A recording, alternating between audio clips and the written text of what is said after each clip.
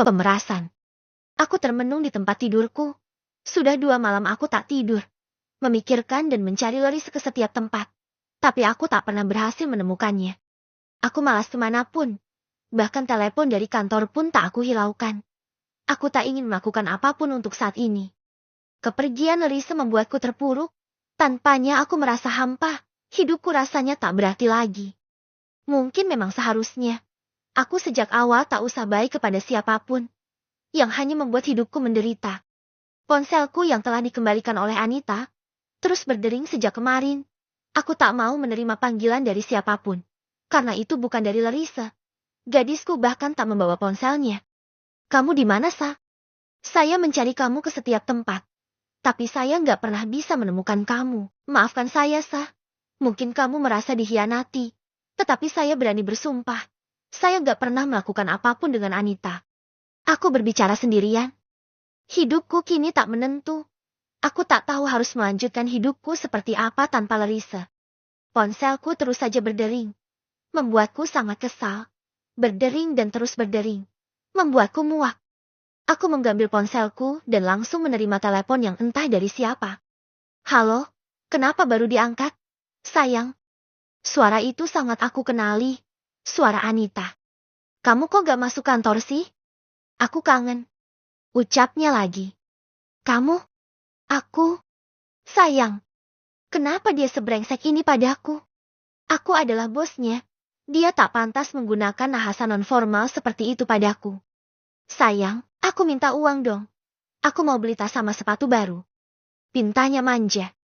Atas dasar apa kamu berbicara seberani itu? Dan atas dasar apa kamu meminta uang pada saya? Tanyaku geram. Jangan kasar gitu dong. Kamu dan aku kan udah melakukan penyatuan. Kenapa pelit? Keperawanan aku udah kamu ambil. Jadi aku berhak mendapatkan apa yang aku minta dari kamu. Jawabnya seenaknya. Keperawanan? Dengar ya, saya nggak pernah melakukan apapun sama kamu. Jadi jangan pernah berharap saya akan tertipu. Bentakku. Jadi kamu lebih milih foto-foto syur kita aku bagikan ke publik. Termasuk disebar di kantor. Supaya para karyawan dan staf di kantor kamu tahu kalau bosnya memiliki skandal perselingkuhan dengan karyawatinya. Dengan begitu, perusahaan kamu itu akan bangkrut, dan kamu akan menjadi miskin. Anita semakin berani mengancamku. Kata-kata yang dia ucapkan itu sangat membuatku takut. Ya, takut. Tentu saja aku takut foto-foto itu tersebar. Apalagi jika sampai para pekerja di kantorku tahu. Mereka pasti akan menggosipkan aku habis-habisan. Sialan. Memang seharusnya saya gak usah menolong kamu sejak awal. Kalau pada akhirnya saya akan digigit seperti ini. Hardiku. Terserah, yang pasti aib kamu ada padaku. Jadi kamu jangan macam-macam, kalau kamu mau reputasi kamu tetap baik. Ancamnya lagi. Dia tak takut sama sekali, meskipun aku menghardik dan mencacinya. Aku tak dapat berpikir jernih lagi. Ini bukan hanya tentang reputasiku, tetapi juga tentang kelanjutan perusahaanku, yang mungkin akan gulung tikar jika semua orang tahu bahwa aku memiliki skandal dengan karyawatiku sendiri. Yang sebenarnya, itu hanyalah fitnah semata, yang dibuat Anita untuk memerasku. Baik, kirimkan nomor rekeningnya. Saya akan transfernya. Ucapku. Aku tak ingin berlama-lama dalam berpikir. Aku akan memberikannya uang berapapun yang dia mau, asalkan foto itu tidak tersebar. Terlebih lagi, aku belum ingin menghadapi masalah tentang foto-foto itu. Yang ingin aku hadapi saat ini adalah untuk menemukan Larissa. Hanya itu yang aku pikirkan.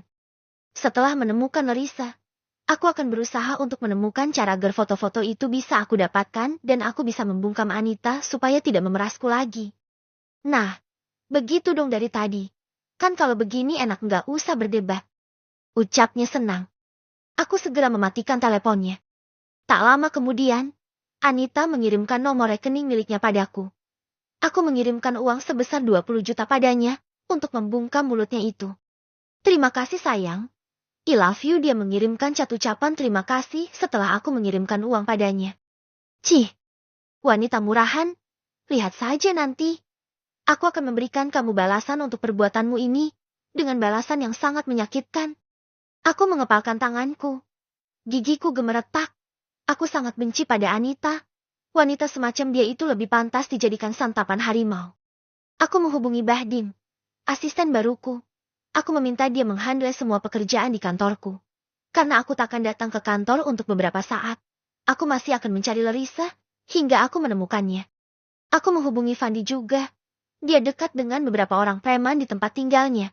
Aku akan meminta mereka untuk mengawasi Anita, agar aku bisa tahu gerak-gerik Anita selama aku mencari Larissa. Aku juga akan meminta mereka untuk mencari bukti-bukti kuat untuk masalahku ini. Bukti itu akan aku gunakan untuk menjebloskan Anita Lei dalam sel. Itu adalah tempat yang cocok untuknya. Aku meneruskan pencarianku, mencari Larissa ke tempat-tempat yang mungkin didatanginya. Aku tak pernah memikirkan tempat yang jauh, karena Larissa tak begitu mengenal kota ini. Dia pasti melarikan diri ke tempat-tempat yang terjangkau olehnya. Larissa juga cukup penakut. Dia takkan mungkin berani berjalan sendirian ke tempat yang jauh tanpa arah tujuan. Dia itu sangat takut terhadap laki-laki yang tak dikenalinya. Tanpa lelah, aku terus mencari istriku itu. Aku takut dia tersesat atau mengalami kejadian yang buruk lagi. Jujur saja, aku sangat ketakutan jika harus kehilangan Larissa. Aku benar-benar tak mau kehilangan dia. Aku sangat mencintainya, hingga aku ini tak ubahnya sebagai seorang lelaki yang dimabuk cinta terhadap istrinya. Aku begitu mencintai dia, hingga aku selalu takut Larissa takkan berada di sampingku lagi. Sah, kamu di mana? Saya mohon pulanglah. Kalau kamu nggak mau pulang, berilah saya isyarat di mana keberadaan kamu, maka saya akan menyusul kamu, kemanapun itu, bahkan hingga ke ujung dunia pun saya rela. Asalkan kamu bisa kembali pada saya. Aku terus berbicara sendiri. Rasa hampa sejak Larissa pergi, membuatku seperti orang gila. Aku sering berbicara sendiri dan membayangkan Larissa ada di rumahku. Di tengah-tengah jalan, aku harus menghadapi macet.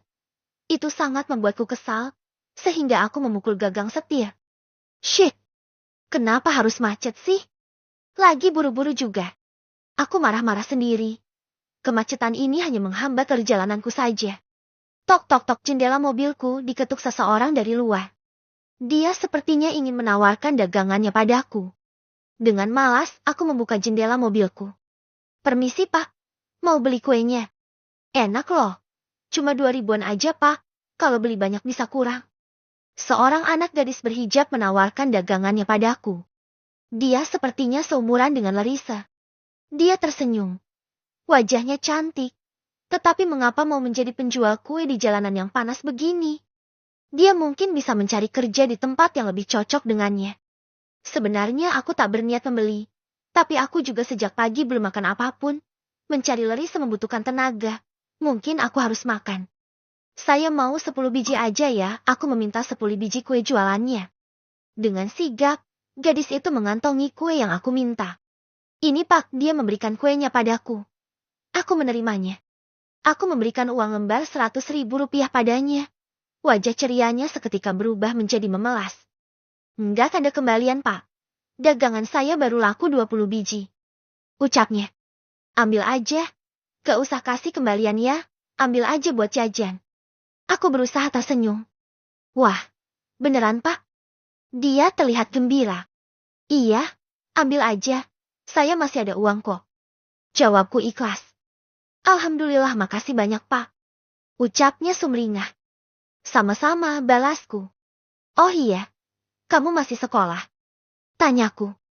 Iya, saya kelas 2 SMA, Pak. Jawabnya. Kelas 2 SMA? Umur kamu 17 tahunan ya? Tebakku. Iya, kok tahu? Dia balik bertanya. Istri saya juga seumuran kamu, tapi dia masih kelas 1 SMA. Soalnya dia telat masuk 1 tahun. Aku malah bercerita.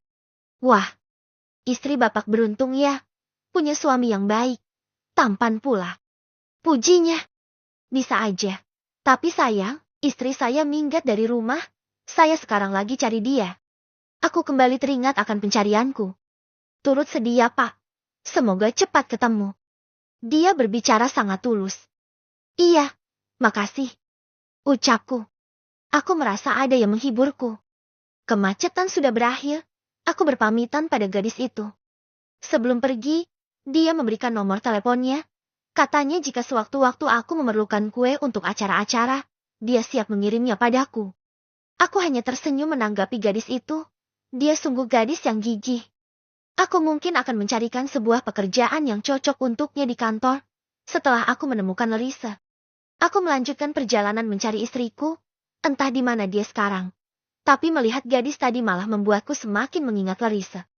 Oh sayang, di mana kamu? Larissaku,